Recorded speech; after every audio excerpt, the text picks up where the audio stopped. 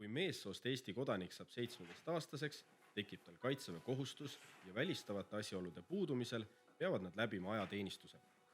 Samuti on võimalus ajateenistust läbida naistel, kuid nemad saavad seda teha vabatahtlikkuse alusel. Ajateenistusse kutsutakse 3 korda aastas. Jaanuaris ja juulis võetakse ajateenistusse peamiselt neid, kes omandavad valdkondliku eriala, saavad juhiks või autojuhiks. Seetõttu kestab nende ajateenistus 11 kuud, erinevalt oktoobrikutsega, kus teenistus on 8 kuud. Ajateenistusse kutsub Kaitseressursside Amet, kes määrab ka teenistuskoha aja ning kogunemiskoha. Just nii algabki noorte teenistuskäik.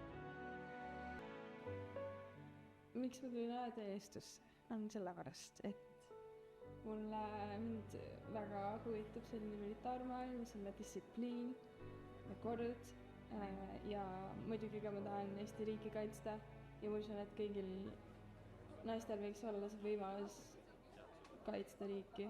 Ka lisaks naiskodukaitses tegutsemisele näiteks, et lisaks et ka päriselt seda sõjarinde poolt õppida. Ma valisin luurekompanii, rohkem metsas olemist ja rohkem actionit. Alguses oli mul soovilt minna EOV-jötti, aga siis ma lõpuks sain aru, et sinna on väga raske saada ja otsustasin, et luurekompanii on nagu teine astemadalam. Rühmaolem oli väga viisakas ja meeldiv ja siuke sõbralik tundus.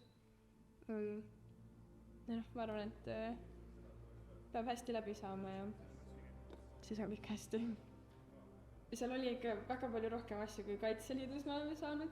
Et siis mõned asjad, mida ma tean, et siin saadakse või et siin on olemas, siis ma olin väga õnnelik, et Kaitseliidus ma ei ole nii palju varustust saanud. Võib-olla lihtsalt see, et see on loogiline ka, et meestel on siin samal korrusel WC ja dušš ja lihtsalt naistel on vist terve maja peale üks dušš seal allkorrusel. Aga see on ju tegelikult okei, sest et ilmselt selle 2 korruse peale kokku on naisi vähe. Aga see voodisituatsioon lihtsalt samas ruumis, kus mehed, see on minu jaoks väga okei või mina ei tunne kuidagi halvasti või puudutatuna sellest. Hirme on muidugi, alates sellest, et ma füüsiliselt võib-olla ei jaksa, kuigi ma arvan praegu, et ma jaksan, et ma olen oma ootused või oma võimeid üle hinnanud. Aga siis ma, tegelikult kõik on mõtlemises kinni, siis ma lõpuks ikka saan hakkama.